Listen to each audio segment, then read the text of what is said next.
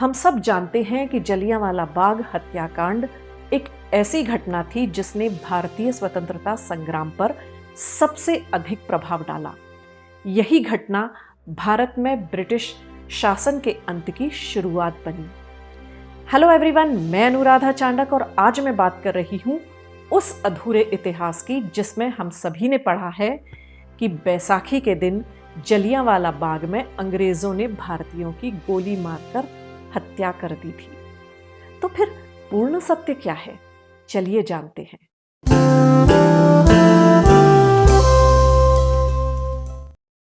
वसुधैव कुटुंबकम यानी पूरे विश्व को अपना परिवार मानने वाले भारत देश के कुछ सैनिकों ने ब्रिटिश जनरल डायर के हुक्म की तामील करते हुए बैसाखी के दिन 13 अप्रैल 1919 को अपने ही करीब 1800 देशवासियों की हत्या कर दी थी।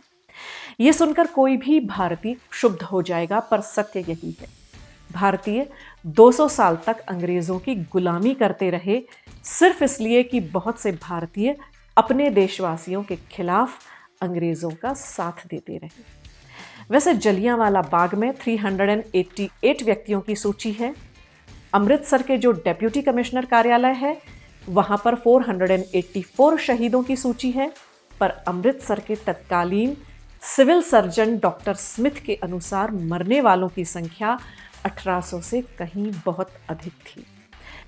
ब्रिटेन के हाउस ऑफ कॉमन्स में उसका निंदा प्रस्ताव पारित किया गया, परंतु हाउस ऑफ लॉर्ड्स ने इस हत्याकांड की प्रशंसा करते हुए उसका प्रशस्ति प्रस्ताव पारित किया।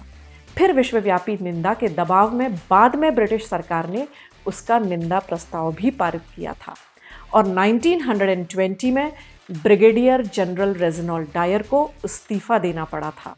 वैसे सवाल ये उठता है कि क्यों अंग्रेजों ने इतना क्रूर कदम उठाया। थोड़ा डिटेल में जानते हैं।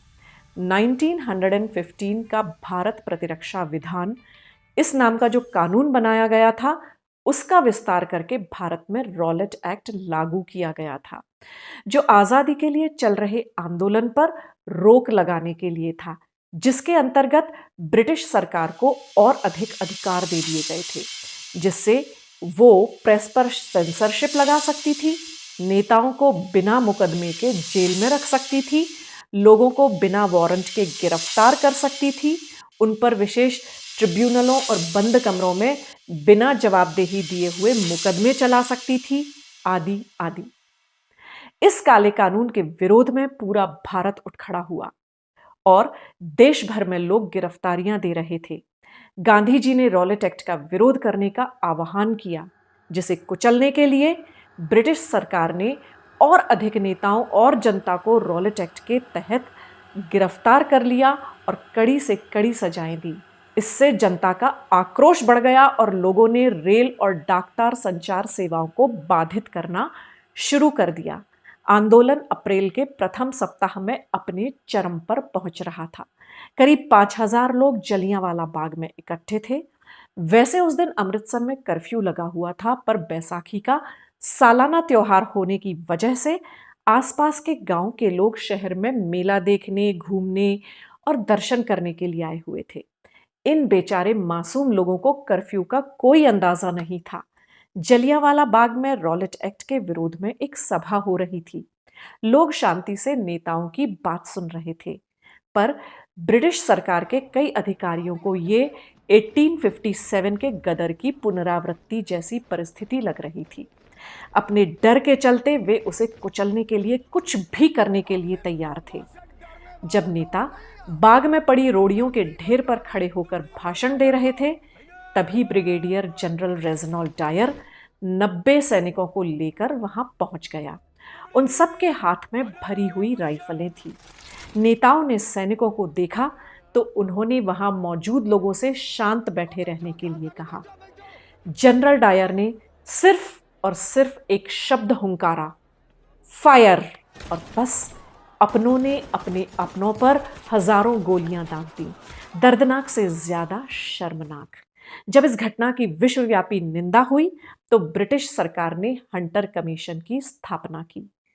कमीशन के सामने ब्रिगेडियर जनरल रेजिनॉल्ड डायर ने स्वीकार किया कि वो गोली चलाकर लोगों को मार देने का निर्णय पहले से ही लेकर वहां गया था और वो उन लोगों पर चलाने के लिए 2 तोपें भी ले गया था, जो कि उस सकरे रास्ते से नहीं जा पाई थी।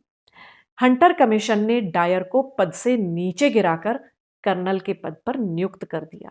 बस 1800 निहत्थे लोगों को मारने की सिर्फ इतनी सी सजा उन्हें बहुत लगी। गुरुदेव रविंद्रनाथ टैगोर ने इस हत्याकांड के विरोध स्वरूप अपनी नाइटहुड की उपाधि को वापस कर दिया। गांधी जी ने नॉन कोऑपरेशन यानी असहयोग आंदोलन शुरू किया। आजादी की लड़ाई ने तेजी पकड़ी और लोगों को समझ में आने लगा कि ईंट का जवाब अब पत्थर से देने का वक्त आ गया है। क्रांतिकारियों ने हिंसा का जवाब हिंसा से देना शुरू कर दिया। बाद में ऊधम सिंह, भगत सिंह जैसे वीर भी जलियांवाला बाग की मिट्टी चूमकर फांसी पर झूलने निकल पड़े थे। आजादी और सिर्फ आजादी, उससे कम कुछ भी नहीं। ये कांड आजादी की लड़ाई में ऐसा ट्रिगर बना कि अंततः ब्रिटिश सरकार को झुकना पड़ा। 2013 में ब्रिटिश प्रधानमंत्री डेविड कैमरॉन भी जब इस स्मारक पर आए थे तो विजिटर्स बुक में उन्होंने लिखा कि ब्रिटिश इतिहास की ये एक शर्मनाक घटना थी। आप अगर आज जलियांवाला बाग जाएं तो लोग हंसते, खिलखिलाते, मस्ती करते, सेल्फी खींचते दिख जाएंगे। क्या ये दर्द हमारे दिलों से मिट गया है या फिर हमें कोई फर्क नहीं पड़ता, बिल्कुल उन सैनिकों की तरह जिनके हाथ उस दिन अपने ही लोगों पर गोलियां चलाते हुए एक बार भी नहीं कांपे थे।